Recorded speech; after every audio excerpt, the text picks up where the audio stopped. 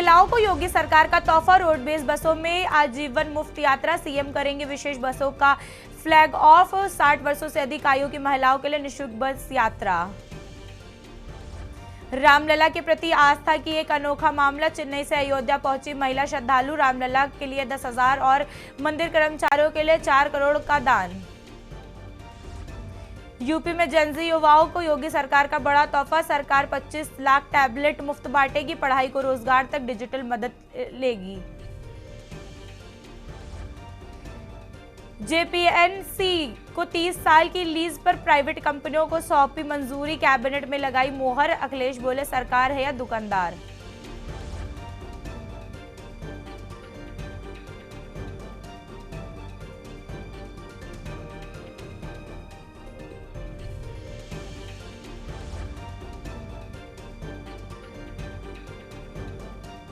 श्रीनगर में निकाली विशाल सांस्कृतिक शोभा यात्रा। आप देख रहे हैं के न्यूज, खबरों का सारथी।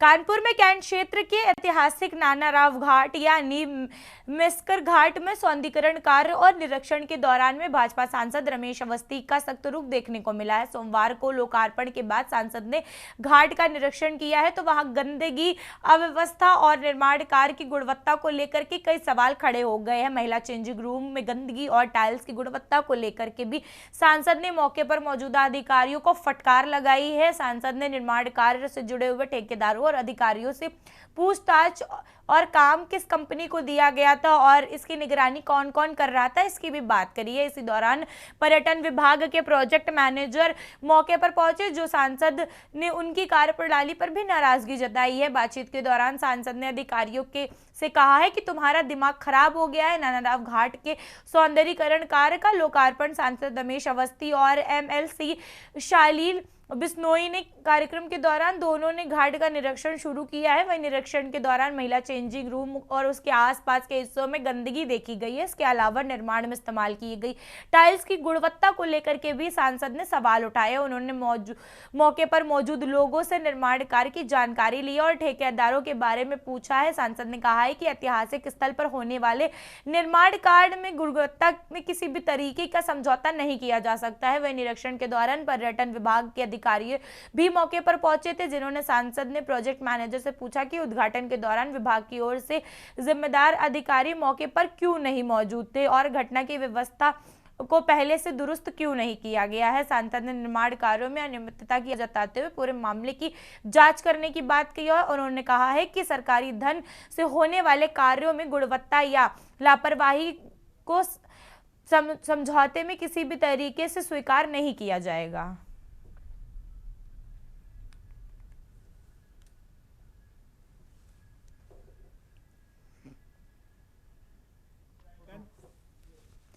खबर मुरादाबाद से है, जहां पर ठाकुरद्वार के बलिया गांव में तेंदुए के हमले से एक और महिला की मौत की खबर सामने आई है। बताया जा रहा है कि मिथिलेश नाम के महिला में तेंदुए ने अपना शिकार बनाया है। वही घटना के बाद में इलाके में हड़कंप मच गया है। ग्रामीणों के मुताबिक करीब एक सप्ताह पहले इसी इलाके के खेत में काम कर रही 55 वर्षीय महिला की तेंदुए के हमले से जान चली गई थी। लगातार इसी रही घटनाओं में ग्रामीणों में जिला प्रशासन और वन विभाग के खिलाफ भारी आक्रोश है। वहीं पर वन विभाग ने महिला पर तेंदुए पे हमले की पुष्टि की है। वही क्षेत्र में लगातार सामने आ रही ऐसी घटनाओं के बाद ग्रामीणों में दहशत का माहौल बना हुआ है।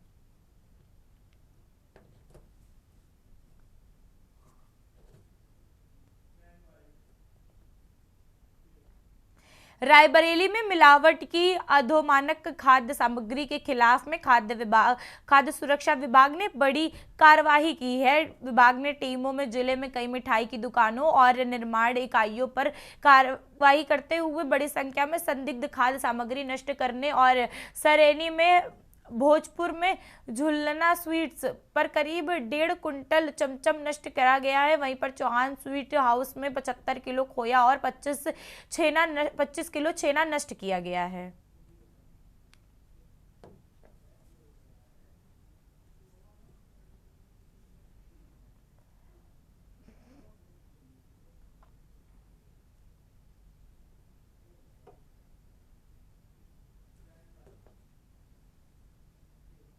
खबर बदायूं से है, जहां पे पथराव की घटना के बाद में डीएम और एसएसपी सिकरी गांव पहुंचे हैं और घटना स्थल का निरीक्षण किया है। अधिकारियों ने पूरे घटनाक्रम की जानकारी लेते हुए मौके पर स्थिति का जायजा लिया है। डीएम और एसएसपी ने बताया है कि पथराव और इसमें कई पुलिसकर्मी और अन्य कर्मचारी भी घायल हुए हैं, जिन्हें उपचार के लिए अस्पताल भेज दिया गया है। वहीं पर घटना के दौरान करीब आधा दर्जन पुलिस और प्रशासनिक वाहन भी क्षतिग्रस्त हुए हैं। पुलिस ने कार्रवाई करते हुए करीब आधा दर्जन लोगों को हिरासत में लिया है और एसएसपी के मुताबिक मामले में अभियोग पंजीकृत, आवश्यक विधिक कार्रवाई की जाएगी। उपद्रव करने वाले लोगों के खिलाफ नियमानुसार सख्त कार्रवाई की जाएगी और सुरक्षा व्यवस्था को मद्देनजर रखते हुए गाँव में भारी पुलिस फोर्स तैनात कर दी गई है। अधिकारी लगातार स्थिति पर अपनी नजर बनाए हुए और हालत सामान्य करने के प्रयास कर रहे हैं।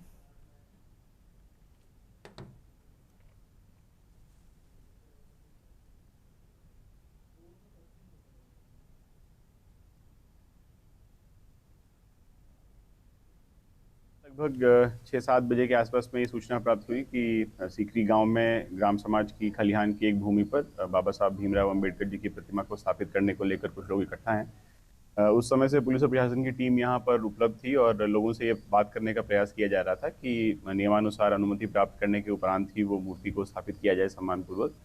पूरे दिन लगभग 12-13 घंटे लगातार प्रयास करने के बावजूद लोगों को ये कन्विंस किया गया था कि एक यहीं गांव में ही एक और स्थान उपलब्ध है, जिसका दान हो जाने के उपरांत एक कमेटी बना करके और प्रतिमा को सम्मानपूर्वक स्थापित कराया जाए। देखिए, यहाँ फैजगंज बेहटा थाना क्षेत्र में सुबह अर्ली मॉर्निंग सीकरी गांव से पुलिस को ये गांव वालों ने सूचना दी कि गांव के ही कुछ लोग ग्राम समाज की ज़मीन पर कब्जा करने के उद्देश्य से अंबेडकर साहब जी की मूर्ति लगाने का प्रयास कर रहे हैं।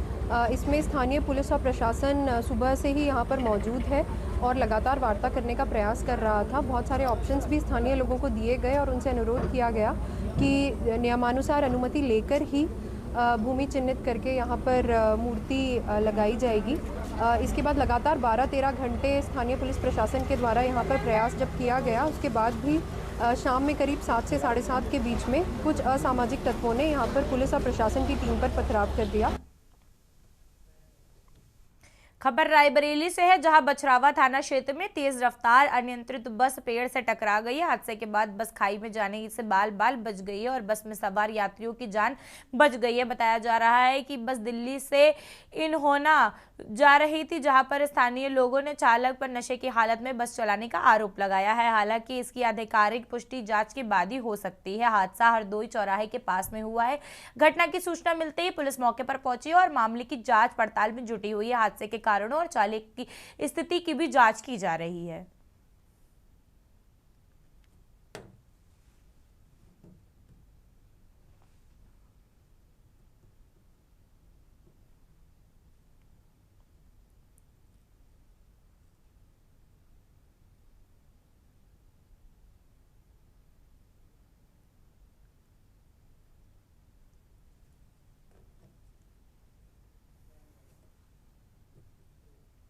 खबर चंदौली से है, जहां जनपद में पिछले 2 दिनों में हो रही लगातार बारिश में नालों की सफाई व्यवस्था की पोल खोलकर रख दी है। बारिश के चलते कई इलाकों में जल मग्न स्थिति पैदा हो गई है, जिसमें से लोगों को काफी परेशानी का सामना करना पड़ रहा है। जिला चिकित्सालय परिसर में भी भारी जल भराव और मरीजों के तीमारदारों के लिए मुसीबत बन गया है। पर्चा काउंटर के चारों तरफ पानी भर जाने से मरीजों के आने जाने में भी दिक्कत हो रही है। स्थिति को देखते हुए चिकित्सालय प्रशासन पानी निकालने की व्यवस्था में जुटा हुआ है। छुट्टी का दिन होने के कारण चिकित्सालय परिसर में भीड़ की अपेक्षाकृत कम रही है, जिससे लोगों को कुछ राहत मिली है। वहीं सीएमओ कार्यालय के परिसर में भी बारिश का पानी घुस गया है। बारिश और जलभराव का आसार जनपद में कई गांवों और किसानों की फसलों पर भी पड़ रहा है। खेतों में पानी भरने से फसलों का नुकसान होने की आशंका है। वहीं लगातार बारिश के जल निकासी व्यवस्था पर भी सवाल खड़े किए गए हैं।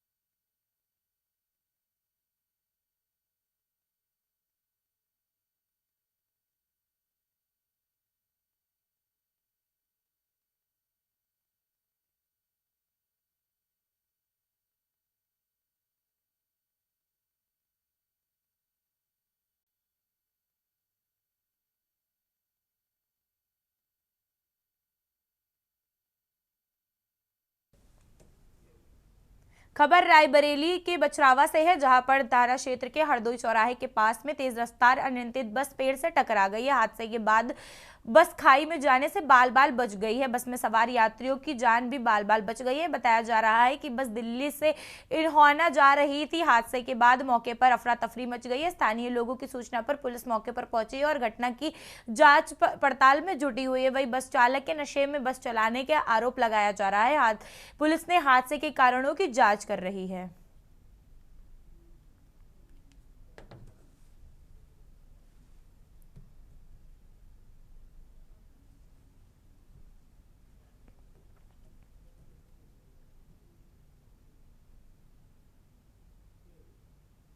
खबर बांदा से है, जहां पर भारी बारिश के चलते हुए उसके बाद में उफनाए नाले 3 जिंदगियां निगल ली हैं। वहीं पर खेत पर धान की गुड़ाई करते हुए वापस लौट रहे 2 महिलाओं समेत एक युवक की नाले में डूबने से दर्दनाक मौत हो गई है। हादसा बेबरू थाना क्षेत्र में गुजैनी गांव में बताया जा रहा है। वही खेत में जाते वक्त नाला समान स्थिति में था, लेकिन भारी बारिश के बाद में अचानक उसमें तेज बहाव आ गया है। नाला पार करते समय तीनों उसकी चपेट में आ गए हैं। सूचना पर पहुंची पुलिस ने कड़ी मशक्कत के बाद में तीनों शवों को बाहर निकाला है और पोस्टमार्टम के लिए भेज दिया गया है।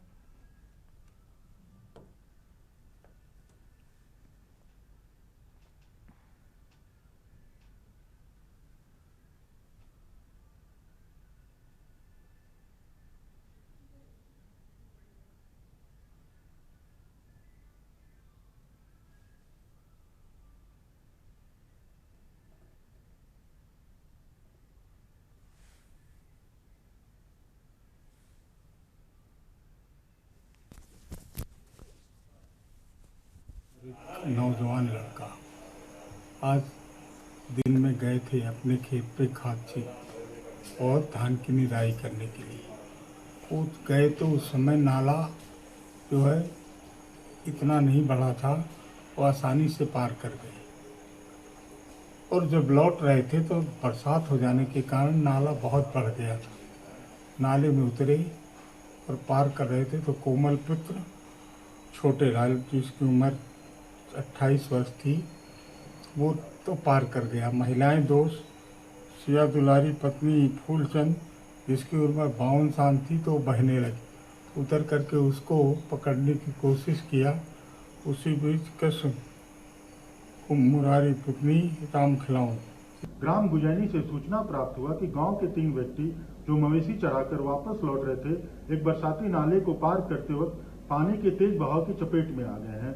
सूचना मिलते ही पुलिस एवं प्रशासन की टीम द्वारा रेस्क्यू अभियान चलाया गया तथा तीनों व्यक्तियों को पानी से बाहर निकाला गया। तीनों व्यक्तियों की डूबने के कारण दुखद मृत्यु हो गई है। पुलिस द्वारा शवों को कब्जे में लेकर पंचायतनामा भर पोस्टमार्टम एवं अग्रिम विधिक कार्रवाई की जा रही है। सीतापुर से खबर है, जहां नैमी शरण से दर्शन करके लौट रहे कार सवार हादसे का शिकार हो गए हैं। तेज रफ्तार कार अनियंत्रित होकर के पेड़ से टकरा गई है। हादसे में 2 सगे भाइयों की दर्दनाक मौत हो गई है, जबकि बुजुर्ग महिला समेत 2 लोग गंभीर रूप से घायल हैं। हादसा मिश्री थाना क्षेत्र के पास में कल्ली चौकी के पास में हुआ है। वही सूचना पर पहुंची पुलिस ने घायलों को उपचार के लिए अस्पताल भेज दिया और दोनों भाइयों के शवों को पोस्टमार्टम के लिए भेज दिया है। मृतकों का परिवार वाराणसी का निवासी बताया जा रहा है।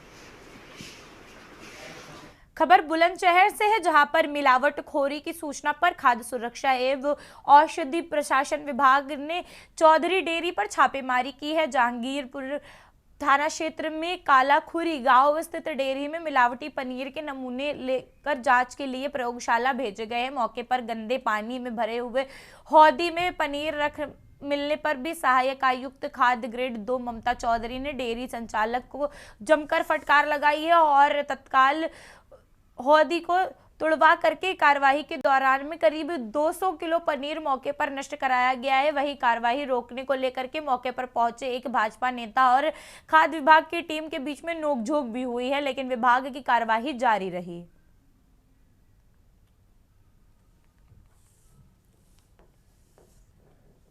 यहाँ एक चौधरी डेयरी है जो पिछले 10 सालों से चल रही है।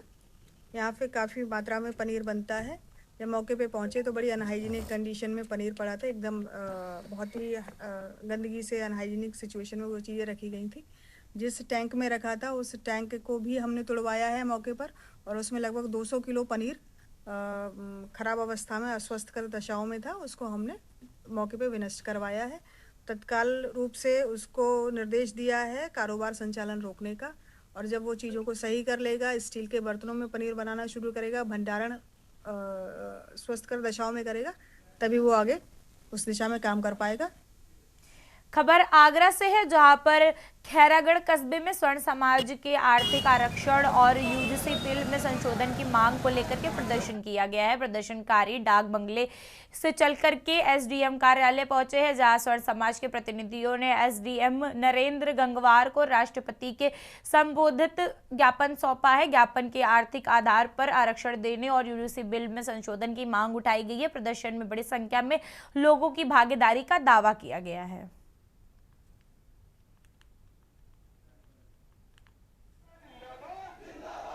जालौन में उत्तर प्रदेश सरकार की ओर से युवाओं को रोजगार देने की दिशा में नियुक्ति पत्र वितरण कार्यक्रम आयोजन किया गया है। वहीं पर मुख्यमंत्री ने लखनऊ के इंदिरा गांधी प्रतिष्ठान में प्रदेश के 3,406 लोगों को सहायक और मंडी परिषद में 126 मंडी सचिवों को नियुक्ति पत्र वितरित किया है। कार्यक्रम का जालौन में सजीव प्रसारण किया गया है, जिसमें जिलाधिकारी राजेश कुमार पांडे, प्रमुख विकास अधिकारी के सिंह, जनप्रतिनिधि और नवनियुक्त प्राविधिक सहायक मौजूद रहे हैं। जनपद में 70 नवनिर्वाचित प्राविधिक सहायकों को भी नियुक्ति पत्र दिया गया है। नियुक्ति पत्र मिलने के बाद में युवाओं में उत्साह नजर आया है। वहीं अधिकारियों के मुताबिक नई नियुक्ति से कृषि विभाग में क्षेत्रीय कार्यों में गति मिलेगी और किसान तथा कृषि योजनाओं को तकनीकी जानकारी एवं विभागीय सेवाओं तक पहुंचाने में भी बेहतरी होगी।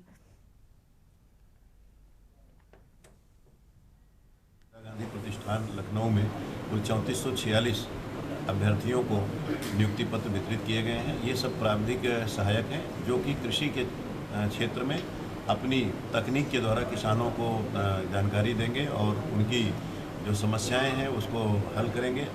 दिन प्रतिदिन नवाचार के माध्यम से खेती को कैसे हम आगे बढ़ा सकते हैं, उपज बढ़ा सकते हैं, कैसे किसानों की आय दुगनी कर सकते हैं, ये था। अभी ये पद वैकेंट थे, लेकिन इसके भर जाने से काफ़ी तेज़ी आएगी। आज इसी क्रम में जनपद जालौन में भी 70 अभ्यर्थियों को जो है प्राविधिक सहायक को इनको नियुक्ति पत्र वितरित किए गए हैं।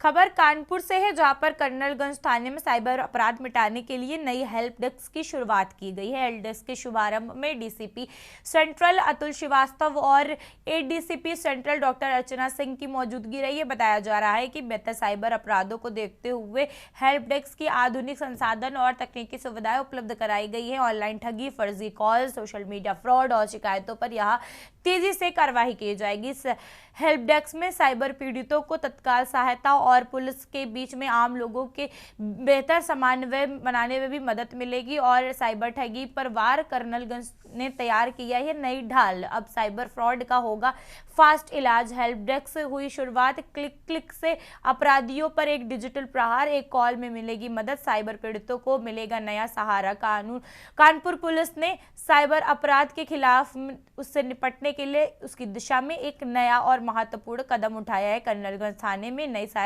हेल्प डेस्क का उद्घाटन किया गया है। इस अवसर पर डीसीपी सेंट्रल अतुल श्रीवास्तव और ADCP central doctor Archana Singh मौजूद रही हैं।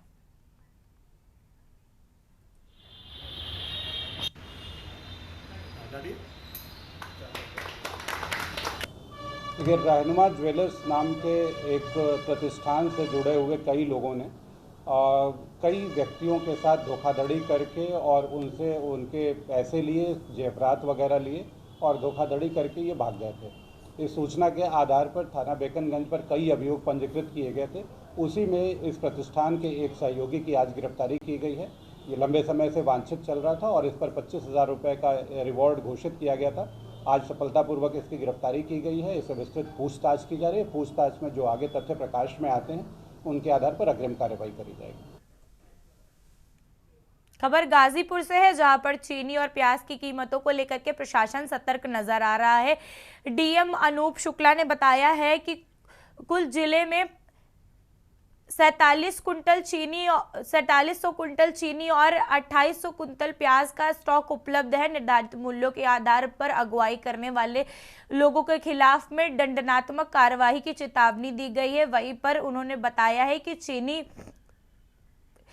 62 से 64 रुपए किलो और प्याज 25 से 26 रुपए प्रति किलो से अधिक की कीमत पर नहीं बेचा जाना चाहिए।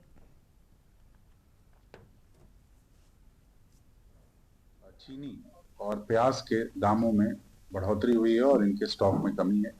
इस संबंध में हम बिल्कुल साफ कर देना चाहते हैं कि आज के समय लगभग 4700 क्विंटल हमारे पास चीनी की उपलब्धता है और जो रेट है वो लगभग 62 से 64 रुपए के रेट पे ये मिल रहा है।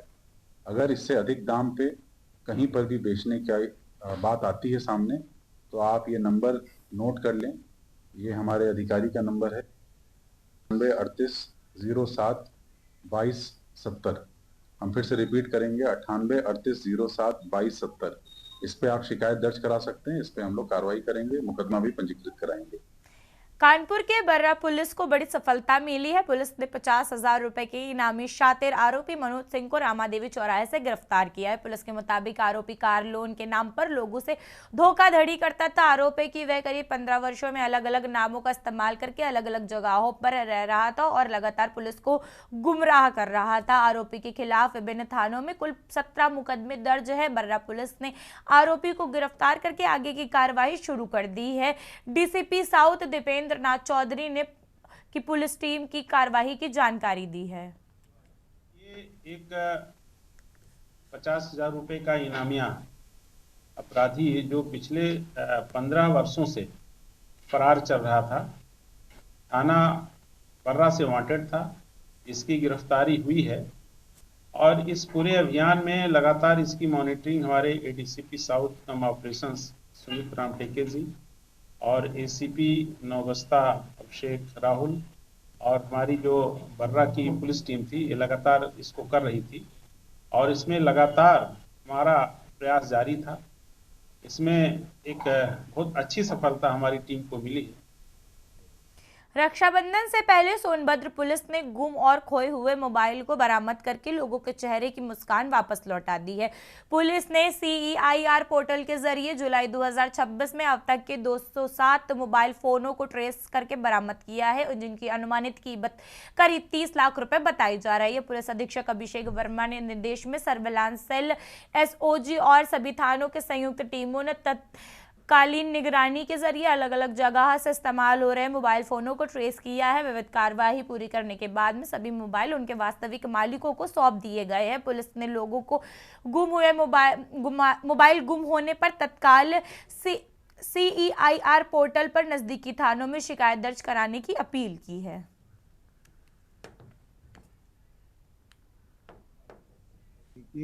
आने वाले रक्षाबंधन के त्योहार पर जनपद सोनभद्र पुलिस द्वारा जनपद सोनभद्र के सभी माताओं, बहनों और उनके परिवारजन को CEIR पोर्टल के माध्यम से आज 207 मोबाइल फोन जिनकी अनुमानित कीमत 30 लाख की है, उनको प्रदान किए जा रहे हैं रिकवर करके। ये हमारी तरफ से एक छोटा सा उनके लिए गिफ्ट है रक्षाबंधन के त्यौहार पर। इस बरामदगी में थाने की सभी थानों की टीम, क्राइम टीम और SOG की टीम ने जो जॉइंट ऑपरेशन के तहत जो है इन सभी मोबाइल को रिकवर किया है।